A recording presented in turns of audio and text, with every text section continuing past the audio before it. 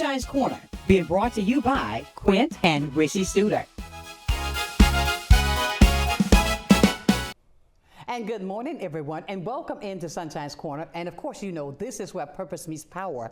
And of course, conversation creates change. I'm Sonshine, and today, yes, today, we continue our commitment to bringing you, the candidates who want to lead our city, giving you the opportunity to hear directly from them so you can make an informed decision at the ballot box. And today, you know what? I want you to join me in welcoming Colonel Eric W. Shorter, a candidate for mayor of Pensacola.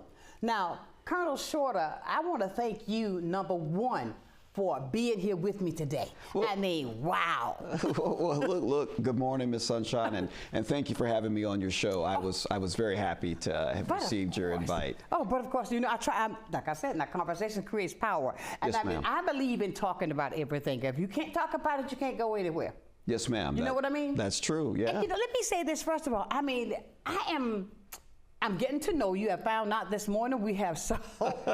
Hey, Willa. I mean, we've got so many people that are in common that we know. But what I want to know is, okay, here we are at this stage in the game. What is it that really motivated you? Let's talk about Colonel Eric today, so everybody who may not know can find out why is it you stepped into this role of running for mayor. Yes, ma'am. Well, look, my name is Colonel Eric W. Shorter. I'm a true son of Pensacola. I was born and raised here in Pensacola. Wow. I come from a long line of public servants here in Pensacola, nurses, teachers, you know. Wow. Yeah, nurses, teachers, doctors, small business owners. You know, my first grandfather was Judge L. Martin, the first community action director for Head Start program. A lot of people always say Willie Jr., and I go, no. Willie Jr. was mentored by my grandfather. And my Really? Yes, ma'am. Yes, ma'am. Willie Jr. and Willie Jr. and Abigail, that's why I knew them so well. Right. As well as Nasha. And my other grandfather, it was a small business owner here in the Belmont de Villas area. Abraham Pierce, known as Abe Pierce from the 506 Club. Oh, come on now, you're coming on the blocks now. Yes, ma'am. Yes, ma'am. You know what, I love to see the diversity. I love to see all of these new candidates yes, ma'am. that are stepping into the game. What is it that really motivates you? What is it that made you decide, say, look, I can make a difference? What's going to make it different with you? Well, you know, first of all, I'm from Pensacola. And, right. And secondly, I've had an opportunity to go everywhere and see everything. And this is my hometown. And I love Pensacola, and I love the people of Pensacola. Of course. And I know that I have got the skill set to make a change. You know, I can help a lot of people here if given the opportunity, beyond a shadow of a doubt. Most certainly. Yes, ma'am. And you know what I hear, and I hear this a lot because, you know, change. And I often use that in my opening, change is necessary. Yes, ma'am. We have to have change. Now, with the things that you see, and I'm going to go deep within the current administration, what is it you can bring different? Well, I will tell you that the current mayor has done a wonderful job Right. with respect to downtown. Right. And I appreciate what he's done. I live downtown. But with that being said, there are other zip codes that need some attention. Okay. And I believe that I am the candidate to do what is necessary. Okay. I've put together what I call Shorter's Core 4. I've got Core 4. I've got 4 things that I want to do. I want to do vertical economic initiatives, which translates to jobs. And I mean good jobs. I'm not talking service industry jobs. Come on. I want to do affordability. I want to look at affordable housing and how we bring that about here in Pensacola. Absolutely. I want to look at neighborhood revitalization. Something as simple as sidewalks, street lights, parks, upgrades like that to neighborhoods which could truly improve the lives of the people of Pensacola. And I want to look at education reformation. I want kids to, if your kids are, when they graduate, they're not going to go on to college or into the military, then I want them to graduate with a skill. I want to lean more into vocation. For instance, I want you to graduate as an HVAC technician, as a plumber, as an electrician apprentice. You know, as a welder, as a beautician. I want the kids to be able to be productive members of society right out the door. Absolutely, I love that. I love that. Well, when you think about, when I think about the growth in our children and educating them on how to step out of school, going into something more solid than, okay, let me go here to McDonald's. You know what I'm saying? I think that's something you work when you're going through. Yes, ma'am. Going high school. Yes, ma'am. Nope. What I want to see is I want to see people have opportunity. And when I start talking about affordability, I want people to be able to afford a home. I want people to be able to send their kids to college. Yes. I want people to be able to take vacations, and it's possible. You know, I've been looking at different areas, and I've been exploring the Brownsville area. I'm aware that Brownsville connects to the county, but I want to go in there and I want to use grant money and I want to fix up the existing homes for the current residents there, and then I want to look at the vacant lots that are there, and I want to do affordable housing. Everyone keeps talking about affordable. Well, let me tell you what affordable is. It's 200,000. It's 200K, and I want to make sure that we have a program in place to help people with the down payment assistance to get into those houses. Most certainly. Yeah, and I want to do a mixed-use neighborhood. Have you ever been to New Orleans? Yes, I have. And so you know how the Marigny is. You know how they've got, on one corner they've got a bakery, and then there's a coffee shop, and then around the corner there's the best ribs that you've ever had in your entire life. That's the kind of area that I want to create. I want people to want to say, I'm moving to Brownsville. Oh, and not just on one side. I see what you mean when you say you want to focus on more than one zip code. Yes, ma'am. So everybody can have those same luxuries. Yes, ma'am. On that side of town as is on the other side of town. Yes, ma'am. Yes, ma'am. I want people to say, hey, I'm going over to the Brownsville area. Hey, I'm going downtown. I'm going over. Yes, I want everyone to have opportunity. I'm looking at Shantytown. I mean, come on. Oh, wow. Let's look at everybody. These people have been in this city and they have been paying taxes their entire lives. And you know what? They deserve some of the amenities and some of the benefits of their tax dollars. Most certainly. And I want to make sure that that happens. And you know, and I'm not. I like to go a little bit deeper when you say, like, when you bring up Shantytown. I mean, when I ride through there, and I be like, people just as loving, as sweet as ever, right there. Yes, ma'am. Just as sweet as ever in Shantytown. When you think about people, let's think about the separation. When we say, I'm going to put them in layman's terms. Yes, ma'am. When you say, I don't want to just focus on one zip code, so therefore that is a zip code that's neglected. So therefore, are we saying more to the west side of town? Yes, ma'am. We got to lean in. Okay. The west side needs a lot of help. I tell you, I do something on Facebook. I call it Tell Me What You Know. And I've got a good friend of mine named Tanya Myers, and she came out there and she started talking about what was going on the west side. And I went, listen, you can't just put that out there and not tell me more. Right. You've got to give me details. Right. I need to know what I'm coming to look at. Right. Because remember, I know what I know, but I don't know what you know. Absolutely. And the only way that I'm going to find out what's going on is, one, is to get out and to talk to the people, and then to come see for myself. Because you know what, I'm a huge fan of management by observation. You can tell me what happened, then I'm gonna come see for myself. Absolutely. I'm gonna know what the real story is. Absolutely. On the ground. With your military background, I can tell in the way how you have everything so strategically put together. Yes, ma'am. I mean, you're going to bring that on into the government of Absolutely. mayorship so that you can show that diversity can be brought together. Now, I'm going to be transparent when I talk about this as well. There is a separation going on now. Yes, ma'am. A huge separation. Are we talking of the have and the have-nots in the city? Oh, absolutely. And you know what? And I think that we need to be cognizant of it. Listen, this is America, and this Exactly. is Pensacola. And I had the luxury of growing up in Pensacola, and I love Pensacola. So? But at the same time, I want to see everyone have opportunity regardless. And I will tell you, you know, you hear me talk about you hear me talk about vertical economic initiatives and jobs. And so, of course, the mayor's been talking about Burdon coming in here. You know, bravo, Mr. Mayor. You should have done that 4 years ago. Right. I want to take the port. I want to make it part of the National Strategic Defense Initiative.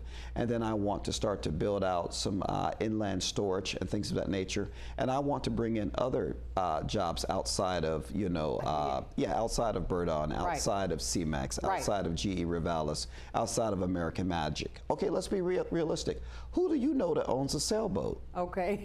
I'll tell you. I know one person that owns a sailboat, but I know that if I can get my hands on this job and I can come down there and I can start to work with the port, what I could do for Pensacola as a whole. And there are a lot of people in the city that may have had a little bump in their history, but they still deserve the opportunity to be able to work a job that will pay them a decent salary, that will allow them to have these things that I've been talking about, the American dream. Absolutely. You know, and listen, if these men or women can get a TWIC card, a transportation workers identification card, and they get a chance to work down there on that dock, they can make $60,000, $70,000, $80,000 a year. Absolutely. And that changes the entire landscape of Pensacola and what is possible. It does, because but right now, everybody's going paycheck to paycheck. No, Things how they are. no. And I see that you're saying that you want this to evolve into another era that they haven't experienced. Yes, ma'am. Well, you know what?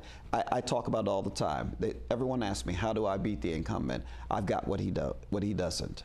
I have vision, I have knowledge, I have experience, and I have leadership. And I will tell you, I've also got a team.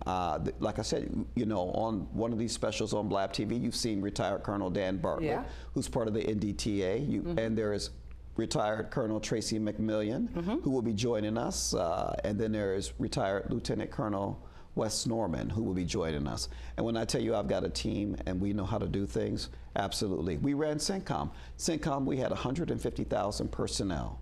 And that included the military, that included contractors, that included foreign nationals, that included non-governmental organizations and displaced people. And you're talking about managing countries and borders. And if we can manage the countries and the borders and the logistics and all of the life-sustaining support, we can surely manage Pensacola. I agree. Yeah, yes, ma'am. And we want what's best for people of Pensacola. Exactly.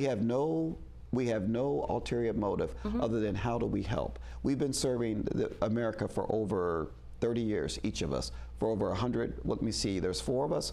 We've been serving for over 120 years of service. And we only want what is best for the people of America. And now we want what is best for the people of Pensacola. Yes, ma'am. Absolutely. And you all have put a lot of money, energy, and effort into us, and you know, it's our chance to give right back to our hometowns. I agree with you. Well, you know what I hear, and I love the strategy that you're using. I hear you, and I can still hear that military stepping in, because I believe that's just that organization that's been implanted in you.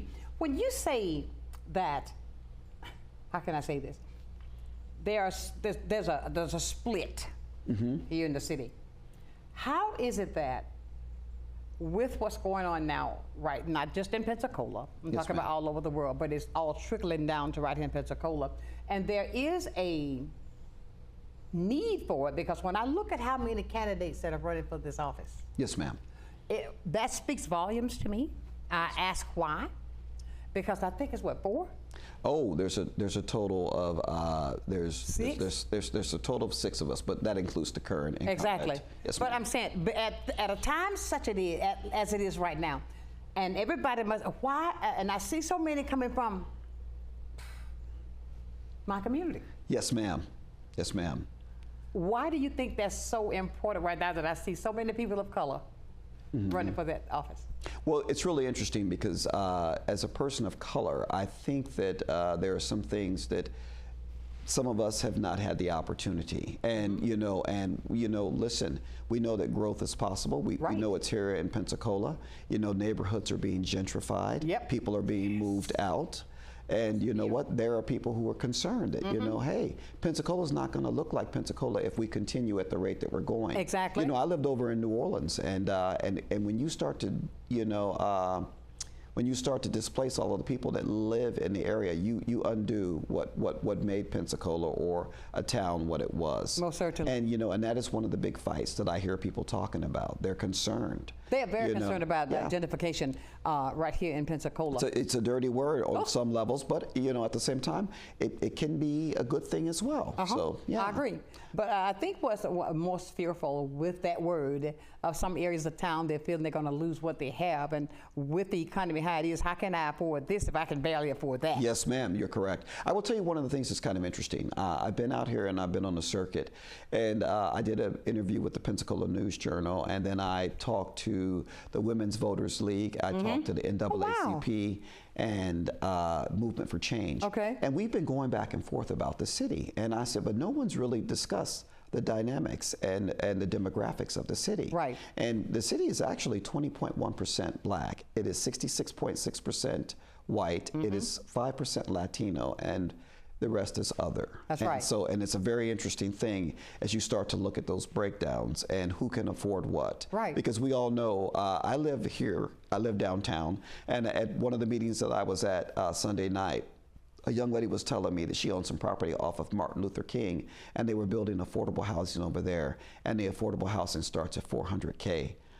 No, ma'am. What? No, ma'am. On MLK? Yes, ma'am, and no, ma'am, is what I say. 400K is not affordable. In fact, I took a picture of a building because I live downtown off of Government Street, Right. and they built some apartments over there. And it's my understanding that, you know, the developers have come in, they've gotten, you know, the necessary grants and things from the city in order to build. And turns out they said that they would include some affordable housing. So there are apartments across the street from me, and they start at $1,800 a month. And those are the affordable units that they've built. Wow. But that's not affordable to the average working family here in Pensacola. And you know what? We can do better. I agree We with can do you. better. I agree. And that goes down to prioritization. I'm not saying that we shouldn't have growth, because absolutely every city needs to have growth. I agree. But you cannot have this growth without the jobs. Otherwise, you will create a slum. You know, do we want to end up like Milwaukee?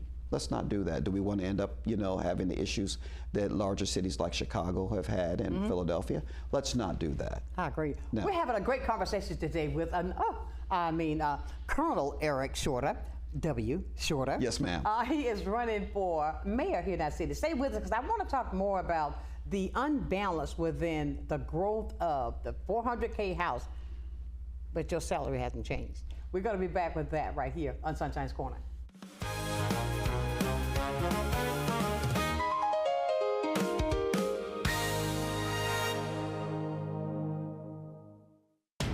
I learned during my military service to train every day to fight and fight to win. If you've been injured in an accident, you already know one thing for sure. The insurance companies are going to fight you for every dollar you deserve. At Michelson Booth, we settle most of the cases we handle. But if the insurance companies choose to fight, well, we're okay with that too. If you've been injured in an accident, choose a law firm that's got the resources, training, and stomach for the fight. Michelson Booth. Don't be a victim twice. Nestled in the heart of Pensacola, Dorothy's is a one-of-a-kind, community-driven cocktail bar by Oasis, Florida, created to sustain vital HIV and STI care across the Florida Panhandle. Inspired by the Wizard of Oz, rooted in inclusion, and dripping with character, Dorothy's is a welcoming space with award-winning Oz-inspired cocktails, food by Steel Pony Diner, and an unmatched atmosphere.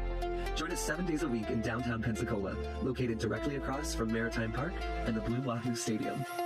Many who consider facial plastic surgery are concerned their results will look unnatural.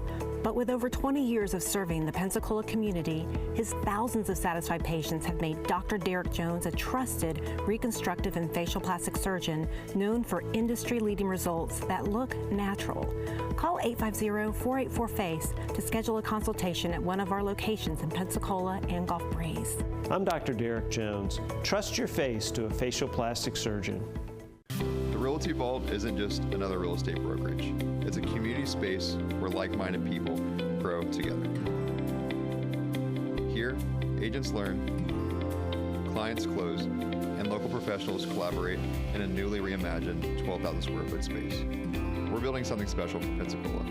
Come see what's happening here at the Vault, where connection, opportunity, and real estate all come together under one roof.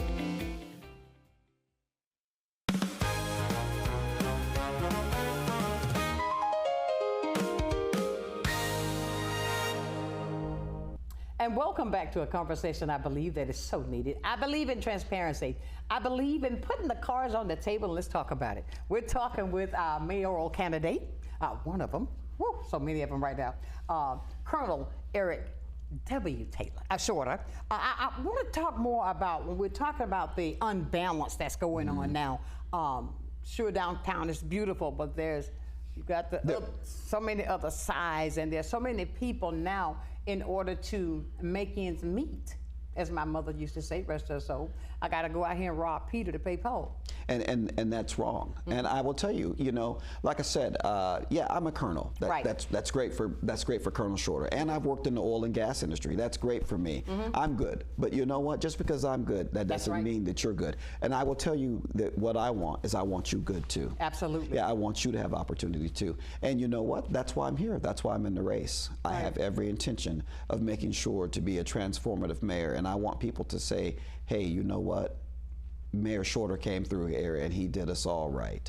And so, I will tell you, as I'm out and about and on the beat, trying to figure out and put my finger on the pulse of what's going on in Pensacola. I hear all the different things that people are saying, but this goes back to the affordability that you're talking about. And I just so happened to be over off of Cervantes, and I was over there talking to a gentleman and his wife, and the husband spoke up, and he told me, he says, I want you to take a look around and see what they're building. And I was like, okay. And he started talking about the number of Circle K's that were being built and rebuilt. And I went, oh yeah, and and we don't think anything about it.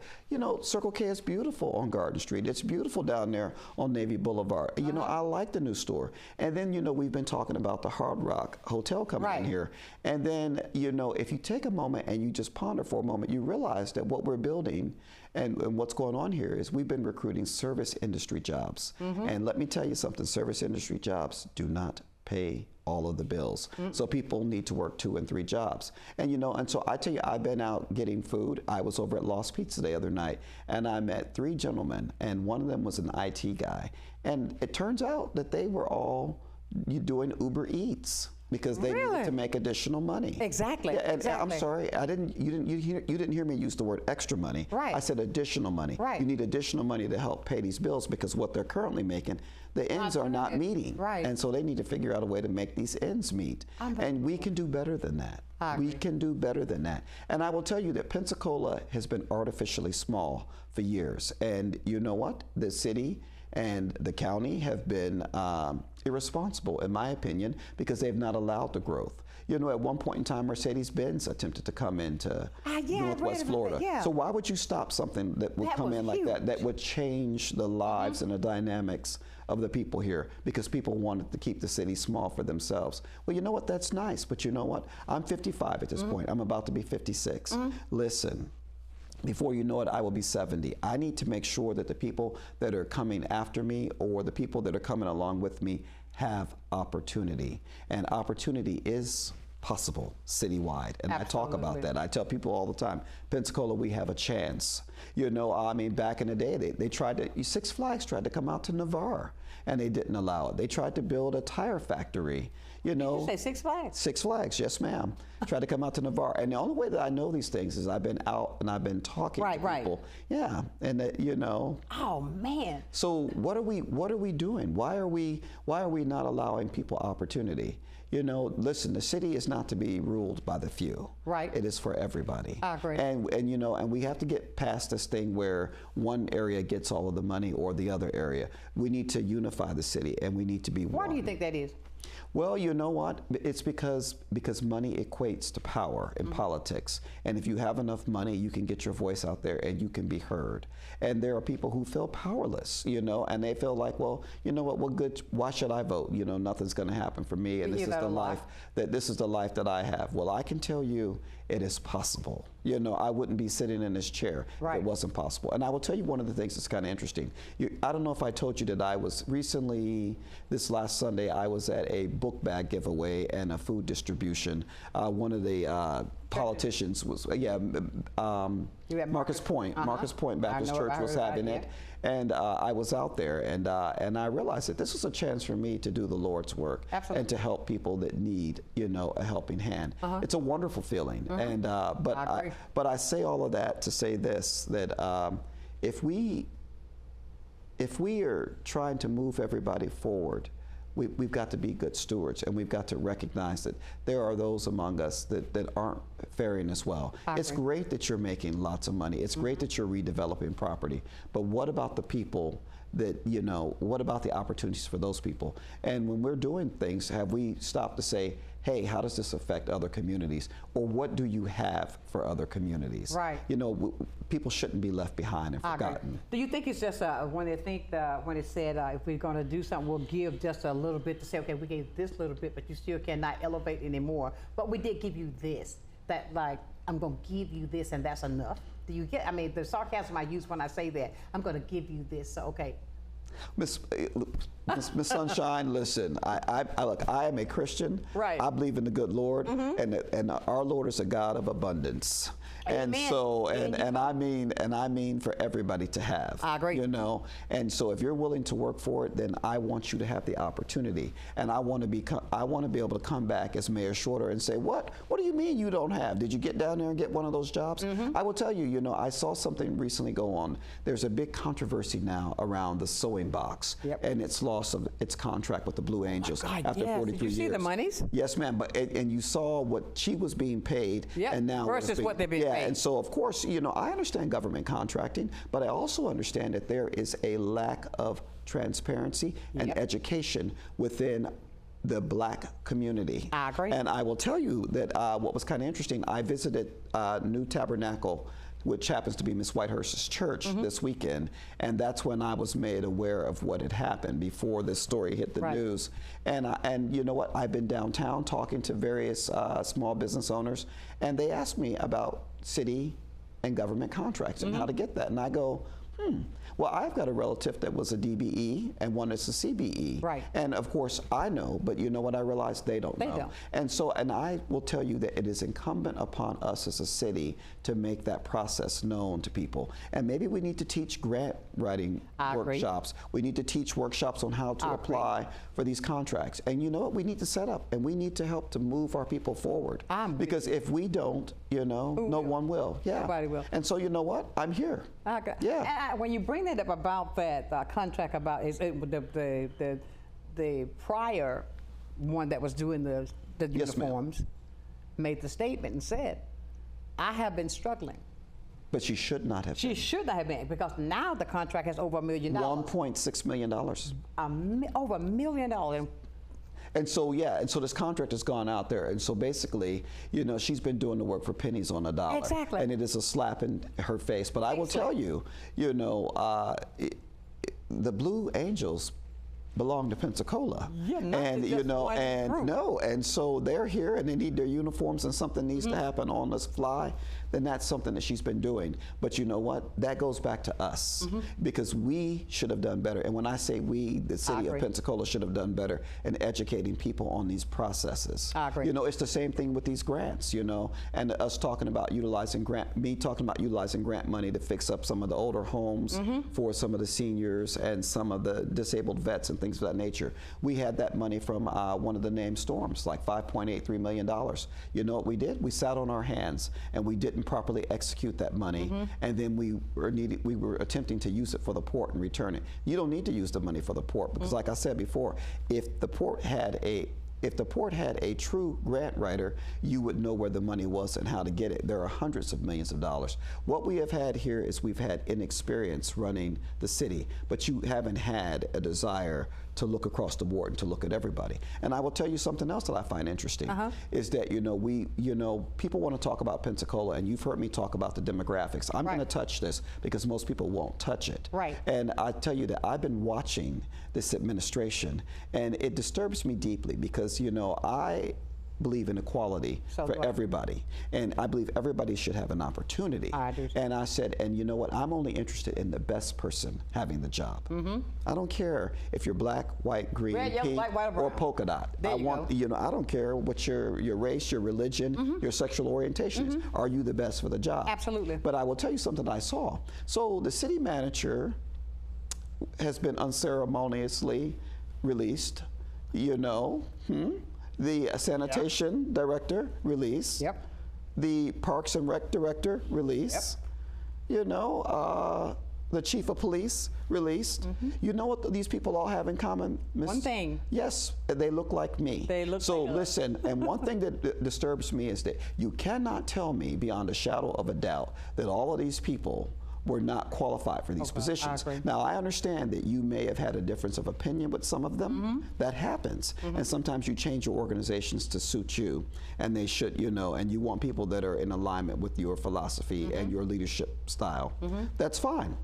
But we need to be careful about the optics because Pensacola belongs to everyone. I agree. Everyone. And that is why people feel disenfranchised, because as they begin to look out and they see that none of the senior leadership looks like them, then they go, what is going on here? Right. And let me tell you something, it's not just black people. There are white people who have mentioned it to me. Exactly. And have told me that. That they see the error. Yeah, and I was a little bit taken back because these are some attorneys that were talking about it. And I went, well, we need to change that. I agree with you. And when I'm not cutting you off when you say that, because it's so important right now, and I want to make sure that our community knows you got to learn to educate yourself in everything. I mean, and don't allow things that you see that's happening. Don't just accept that. no, ma'am. No, ma'am. Representation matters. Yes. But also, you know what? I tell people all the time, education is the closest thing in this world to magic. And it allows us to change the circumstances, and change the landscape. And you know, look, I'm sitting in this chair today. I'm Colonel Eric W. Shorter. That's right. The boss asked me if I wanted to be General Eric W. Shorter. And just as one of the members that I'm bringing along, she happens to be a black female, Colonel Tracy McMillian, would be General McMillian. Now, we both decided that it is time for us to depart and to do something else. We've given, you know, lots of time to God and country, and now we want to give time to our little hometowns and our communities. Come on now, to make a change at home. You know, so having had the opportunity to get to the place and space where I am, that's why I said I've got a lot of skills. I can help. You know, beyond a shadow of a doubt. When I hear, we got to go to break, but when we come back, I want to talk more about the fact of the things that are happening that's affecting people that look like us. And I don't want people to be afraid. No, absolutely because not. We're going to talk afraid about that. Of what? That's the fear we got to get over. Afraid of what? They are afraid because I think there's a fear, not from us. If you understand where I'm going. I hear you. We're going to talk about that when we come back. Yes, ma'am. Stay with us, guys, right here on Sunshine's Corner.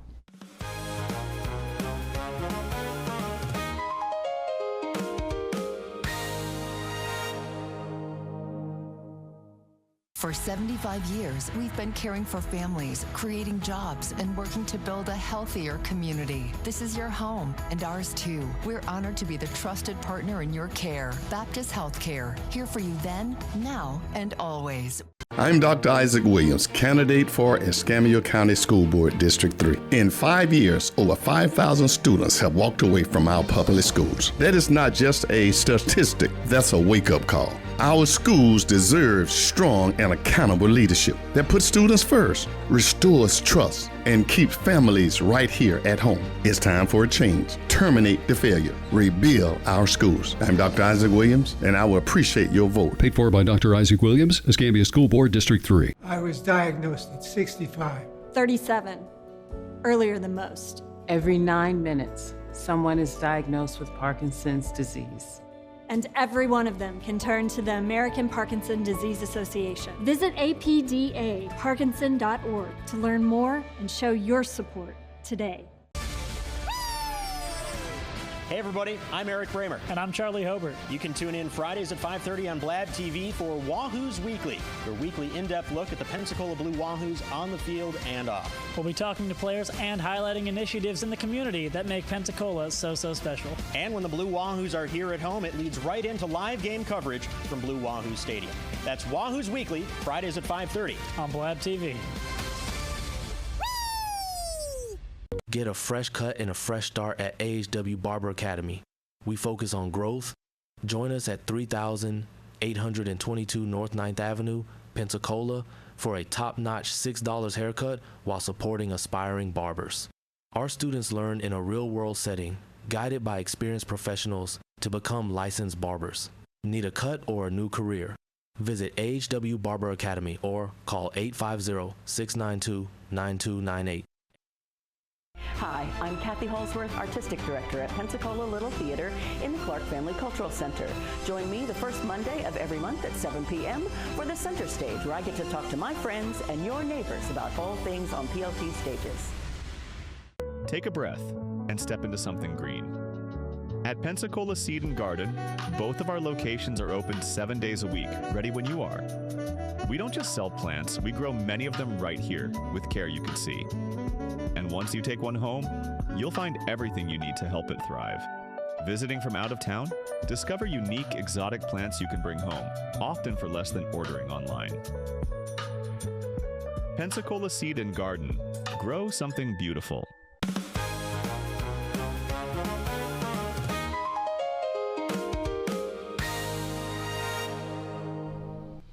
Welcome back to a conversation I do believe that is needed. I believe from the bottom of my heart, in order to come to a resolution, we should sit down and talk about it.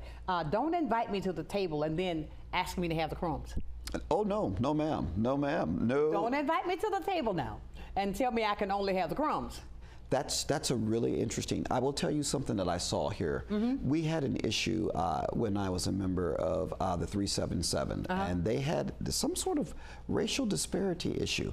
And I will tell you, as an 06, I have been sitting in rooms where I'm the only person of color. But at the same time, I was sitting in there, and then Colonel Tracy McMillian came in there, and the two of us weren't in the room ever at the same time. Exactly. But we were both part of the organization. Look, she was working her tail off, and she is part of the reason that I have been as successful as I've been. Okay. But I will tell you this, that I watched one of the generals come in, and I watched some of the stuff that he did, and he took on a new aide de camp, and then he put in a new HHC commander, and everyone thinks, oh, this is great. And I went, yeah.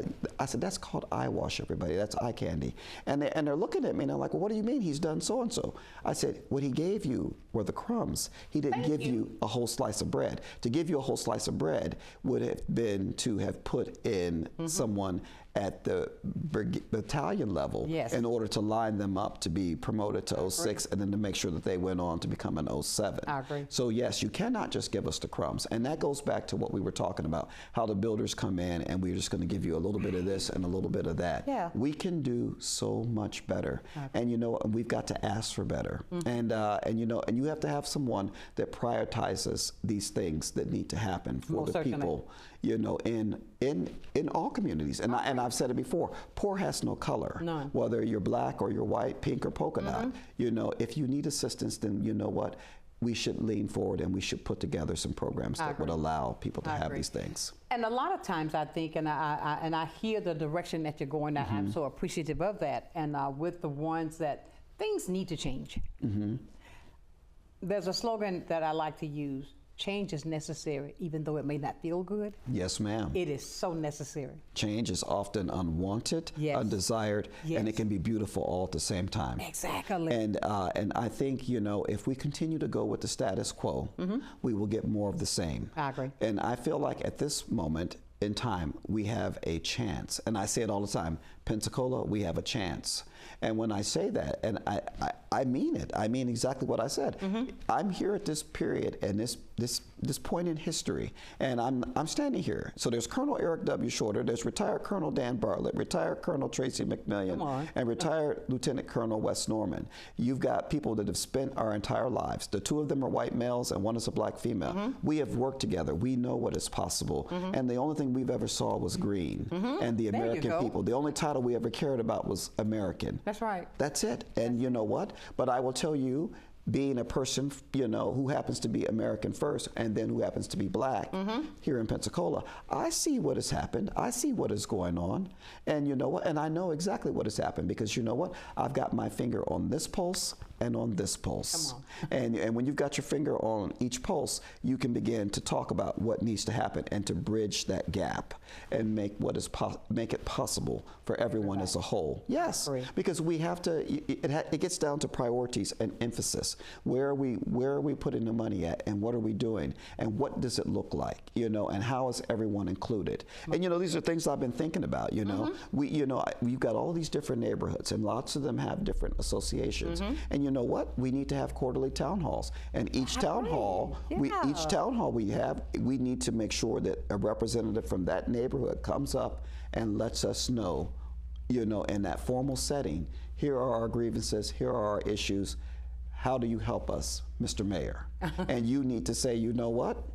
I don't have a magic wand, but let's put it in the parking lot and let's put together a plan and let's start working it. And then when we show up at the next town hall, we've got a readout and a report on where we're at and where we're going. I agree. Yeah, we need to be accountable to the citizens of Pensacola. Is a great thing that's needed here. Accountability and responsibility. And I tell people, those two things are separate. Most certainly. Yeah, those two things are separate. When I hear you talk about let's say even with accountability, and when it comes to this, I want to go on now, let's skip over, let's talk about the voting part. I want to encourage all of our viewers. Yes, ma'am. How it is that, okay, you say you see all the disparities that are happening. Now, but if you want change, it's up to you. I say we can hire and fire. Yes, ma'am. At will. At will.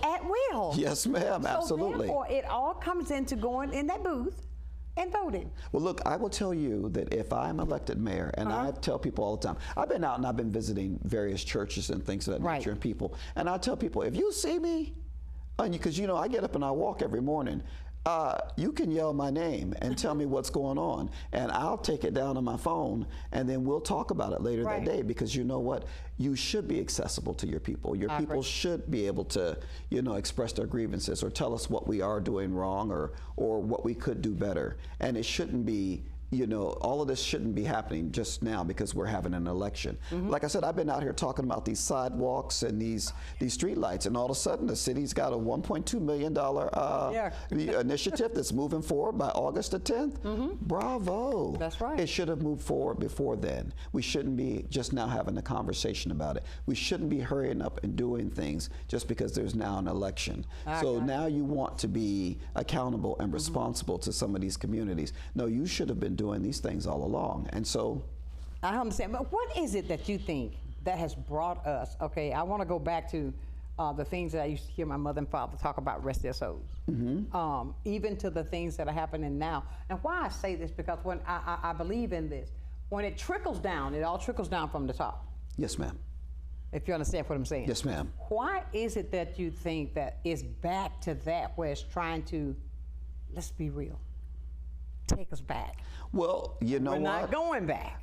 Absolutely not. We're not going back. Well, no. I mean, there's been so much that has gone on, and you know, that is a very interesting conversation, and that goes back to history. Yes. And that is why I've been very adamant about telling people my history and where I come from. And I will tell you, as I began this adventure, and I mentioned to Miss Veronica around the corner, when I told her I was making this run, her eyes lit up like saucers, and she started talking about the heyday of the Belmont and DeVillers and what was possible, and you know, and the booming that could happen.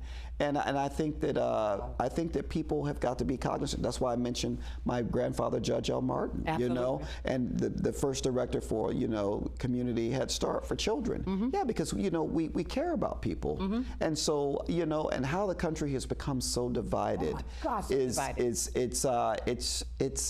beyond me. And I think sickening. That you know, I think people have got to take a step back, and we have to be truthful about who we are as a people. You know, listen, sometimes people aren't going to look like you. They're not, and that's okay. That's absolutely okay. We heard them talk about DEI. I will tell you what, the DEI thing kind of brought a smile to my face, because the reality is that the people that were truly benefiting from DEI were not black people. Exactly. It was white women. I'm so glad you said that. It was white women who benefited more. It was white women that benefited from DEI. And so, and as we've moved DEI and now we began to see things, we're starting to see fissures in our current federal government. Exactly. Where, you know, there are levels of expertise that certain people have had. And it's really interesting. You know, we looked at what happened with Doge, and people came through here, and all of these different people were Doge. I don't think people realize that 310,000 black women lost their jobs. Yes. But what people don't talk about is that black women are the most educated group demographic in the United States of America. That is correct, because you know why they were the most educated is because that they heard what the standard was and they met it, and then they exceeded it. Exactly. And then rather than other people being able to compete on their merit, they've decided to strip it away. Exactly. Even at this point now, OPM, which is the Office of Personnel Management for the government, is now saying that you cannot use education as a discriminating criteria. Then you know what I say? So then you know what? When I go to get brain surgery, so you don't need to be a brain surgeon in order to work on me? I can be this little me who can talk. I can go in there and do your brain surgery. No, ma'am. Come out missing something. No, I think that we have got to take a step back and realize that education, experience, leadership, knowledge, these things count. They matter. These things count. Yes, these things matter. And representation matters. Yes, it does. Because in order, you know, if we're sitting in a room and there's nobody is sitting in that room that looks like me, then you know what? Then we're forgetting a whole section of our demographic that we need to include, and then people began to feel left out. And I hear one of the candidates talk about that all the time, you know, and you know what? That candidate's not wrong. That candidate is not wrong. Absolutely. Not even remotely. You know, this is Pensacola, and we are one. You know, and we've got to get past. You know, I live downtown. I live in East Hill. I live in. We need to unify the city. I agree. And you know, and there are things that we can do. You know, listen, I want to see the Pensacola Police Department to do some festivals. You know, maybe we need more community. You know, of course, citizens can always go along and do ride-alongs and kind of figure out what's going on in the city, but we need more involvement, you know, and we need programs where, you know, officers are living in communities and they're given a break to live in these communities. And, you know, and so people should get used to seeing our Pensacola Police Department. These officers are meant to protect and serve.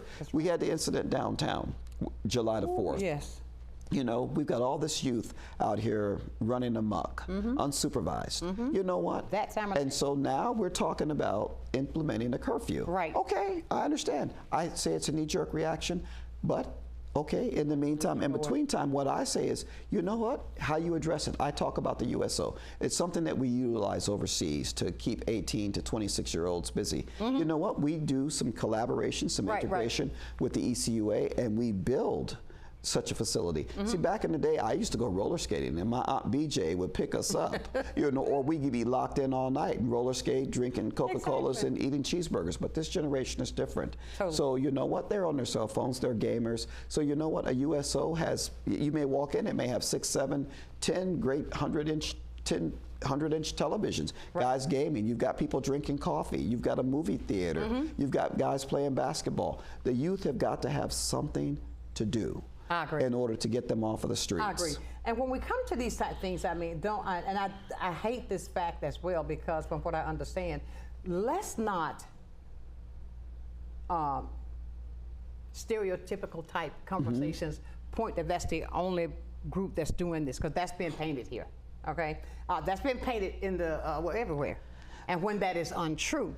And I think what you're talking, what I love what you're bringing to the table, Colonel, is this, that the more you educate, even though with the fact of the educated women, that there's a fear factor about that, as we educate, that's only going to empower Yes, ma'am.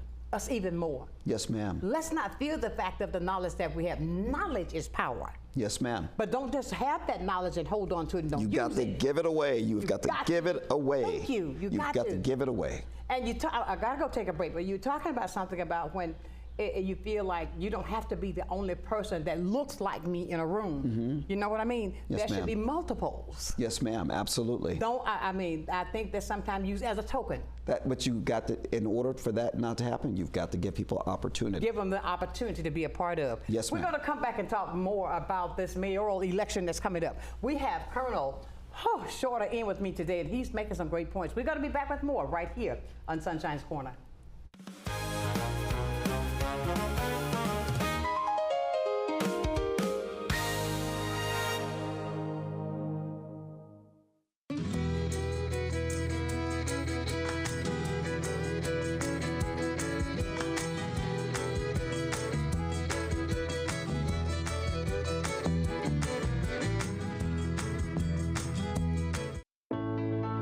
Hey folks, Winston Lindsay here with Living Southern Homes in Brewton, Alabama. We just want to remind you our new show will be coming on at 5:30 on Mondays on Blab TV and also Thursday at noon. Don't miss these opportunities. We will see you then.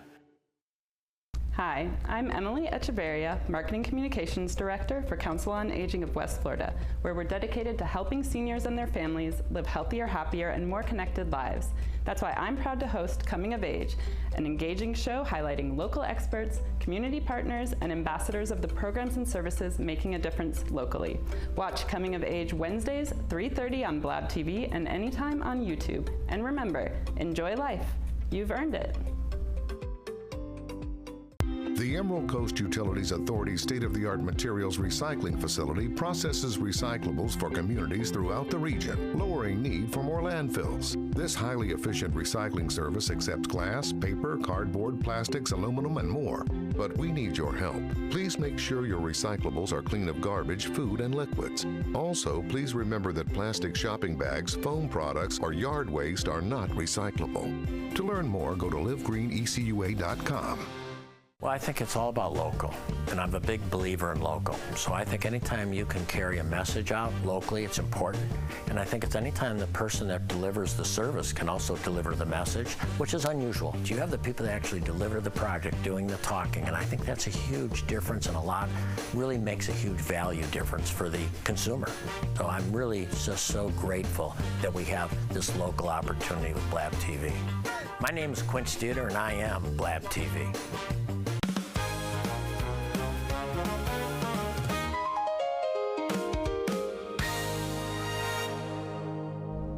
And welcome back to a conversation. I can sit and talk with the Colonel all day long. I mean, we're having a great conversation. Maybe it's because we have, I found out so many people that we have in common, that we know, that your relatives have been friends of mine for a long time. And but we're talking about things that's just real. Is what's happening in the world today. Now, what was this word that you gave me? Well, one of my cousins, Dr. Jim Savage, talked about, and he's a psychiatrist, he talked about a disorder called faux de folie. Faux de folie. Faux de folie. Okay. Yeah, and it's a French word, and it talks about a shared delusion that people have. And I've got another cousin, Dr. Marissa Penn, who is also a psychiatrist from USC. So these psychiatrists that I know, they have told me exactly what has happened. And so it's really interesting. We were talking about what it means to be the only person in the room. And I will tell you, as Colonel Shorter, my nickname is the Iron Dome. And they call me the Iron Dome because my organization tells me that they are protected by me. And I have a young lady who is one of my deputies. Her name is Sukal Makrowski Delaney. Okay. Her name is hyphenated, her husband's last name, Sukal Makrowski. And it turns out she's from Guyana. And when I joined the organization, she had put in for something called DRP because the government was downsizing, which is the designated, the DRP, the designated resignation program. She was going to go ahead and leave the government early and take the retirement. And she told me she was sick of the misogyny, the racism, and the sexism. And I said to Ms. Sook, Ms. Sook, let me tell you something. Those days are over. Amen. And so, Major General Bellinger said, wow, you got her to stay. That is a huge win for your organization, because I needed her to know that, hey, listen, I got you. I'm looking out for you. And then the chief of staff position opened up. And at that time, I said, Ms. Sook, do you want to be the chief of staff? I'm going to elevate you and promote you. Right. And she was like, what? And I go, Ms. Sook, it is yours to deny. That's right. But you will deny it. You have first right of refusal. That's right. And I will tell you, there's another young lady that was in my organization, Master Sergeant Stephanie DeClaire. I had an opening for an E9. Well, she's not an E9, and she goes, sir, I'm happy just sitting here doing the work in the background. And I go, no, I want you to come over here and sit next to me and be my right hand and do the work in the open in front of everybody. I said, because it is incumbent upon me to give you this opportunity in this position so you can see whether or not you want this job. Absolutely. But it is also incumbent that the young women coming behind you see you in this role. Absolutely. And then that lets them know that they can also do that. Absolutely. Absolutely. And I believe that you have got to make those positions and opportunities available. And let me tell you something, between Ms. Sook and Master Sergeant DeClaire, they are more than qualified. Absolutely. Beyond a shadow of a doubt. Absolutely. I mean, I have enjoyed, you know what, I can't believe that we've talked an hour already. I mean, but the conversation has been so smooth because of the fact we're talking about issues that's affecting us every day. We're talking about things that, when elected, you can bring about for the change that will come. It doesn't happen overnight. No. There is a process. But the fact of it is that you have a plan. Yes, ma'am. And that's what I'm trying to get our viewers to see. Listen, I want to invite everybody. Don't just, okay, I'm going to vote for him. No, learn who want to represent you. Go back and do your research. You can ask Dr. Google anything. I mean. Oh, Dr. Google will tell you everything you want to know about me. You don't want to know. I mean, but the fact of it is, this is what it is about. You have the right to make the choice. Yes, ma'am. Yes, ma'am. Look, I will tell you something I say all the time. If it's not legal, moral, and ethical, we're not doing it. Exactly. Fraud, waste, and abuse are no-goes. That's right. Vision, knowledge, experience, and leadership count. Absolutely. And this is what we've talked about for this past hour. We've had a conversation that's so beneficial for you because of the fact you've got the power. That's a good friend of mine who has a show called You Got the Power. Yes, ma'am. But the fact of it is you do have the power to make that choice. You've got the power to put in who you feel that will represent you the best. And I say this because do not deny, I do not want to hear my vote doesn't matter. No, it does. It does. Every vote matters. Every vote matters. Every vote matters. Every vote. What would you like to say to everybody? You look at that camera right there and tell everybody what you want them to right there. Well, first of all, I'm Colonel Eric W. Shorter, and I humbly ask for your vote. I can assure you that nothing about me will change. I've said it before, you know, that vision, knowledge, experience, and leadership count. And I can tell you that I've got all of those. I've got a fantastic team. You can come look me up on Facebook at Colonel Eric W. Shorter. And if you've got any questions, blast me on Facebook. Put it out there. Let's talk about it. My phone number's there. Text me. Let's go. Let's do what's right for Pensacola. I promise you, we can make a difference. Absolutely. I can't say thank you enough for accepting my invitation because I love to have things to talk about because the 18th it's right around the corner. Yes, ma'am. It is right around the corner. So please, ladies and gentlemen, go out and do what you got to do. Give yourself that moment to sit back and find out what it is the candidates have to offer for you that you feel that affecting you in your neighborhood. You said something also I think is powerful. Let me talk to you. You tell me what the problems are. You tell me what you feel are yes, problems. Yes, ma'am. So that I can work on it. Yes, ma'am. You know? Show me. Show me. Tell me so I can come see. Exactly. And we can fix it. Absolutely. Yes, ma'am. Colonel, thank you so much. Hey, Ms. Sonshine, thank you so much for the opportunity to be on your show. Oh, but of course, I mean, I love information. That's what it's all about. I mean, once you receive the knowledge, now I always say this, use it. Don't just hold it in your hand like this. It's not going to do anything. My mother would say, give that bird some wings. Let it fly. Yes, ma'am. I mean, and allow them to find out ways that we can better our community together. Ladies and gentlemen, I want you to realize something. Do not allow, and I'll say this again, do not allow anyone just to hand you something and that's the way you're supposed to take it. No. Sometimes just do what you got to do. Silence and do what you got to do. Yes, ma'am. You know what I mean? It's time for me to get out of here, ladies and gentlemen. It's been a fantastic day, but when I feel this way, I feel so elevated to know that somebody else can see what I see as well. I've got to go, but I want to leave you as I do every single day. And I mean this from a great big heart. Never, ever, ever, ever lose your focus. Always remember this, and I believe this from every ounce of blood that flows through me. If you put God first in every single thing you do, I guarantee He's going to guide you in the right way. So until tomorrow, for another day of sunshine filled with nothing but information, I want you to know, go out and tell somebody that you love them and mean it. Action speaks louder than words. So until then, I love you with a perfect kind of love and continue to shine while I'm gone. And candidates, congratulations on what you're doing. Thank you so very much. Thank you. Thank you. Until tomorrow, guys. Bye for now. We'll see you then.